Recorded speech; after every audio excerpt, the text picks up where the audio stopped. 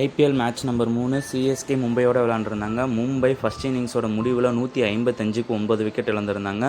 சூரியகுமார் யாதவ் 29 ரன்னும், திலக் வர்மா 31 ரன்னும், தீபக் சாவர் 28 ரன்னும் எடுத்தாங்க. சிஎஸ்கேவோட பவுலிங் யூனிட்டை பொறுத்தவரையும் கலீல் அகமது 3 விக்கெட்டும், நூர் அகமது 4 விக்கெட்டும் எடுத்திருந்தாங்க. அடுத்து பேட் பண்ண சிஎஸ்கே 158 19.1 ஓவரில் எடுத்து வின் பண்ணியிருந்தாங்க. அந்த அணியோட ரச்சின் ரவீந்திரா 65 ரன்னும், ருத்ராஜ் கைக்வாட் 53 ரன்னும் எடுத்திருந்தாங்க.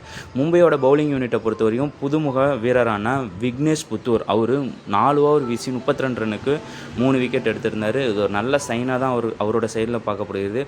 இந்த மேட்சை பொறுத்த வரைக்கும் மேன் ஆஃப் த மேட்ச் யாருக்கு அப்படின்னா நூர் அகமது தான் போயிருந்தது. ஏன் அப்படின்னா அவர் 4 விக்கெட் எடுத்திருந்தார். பிகாஸ் அவர் ஒரு நல்ல சைன் கொடுத்துருந்தார்.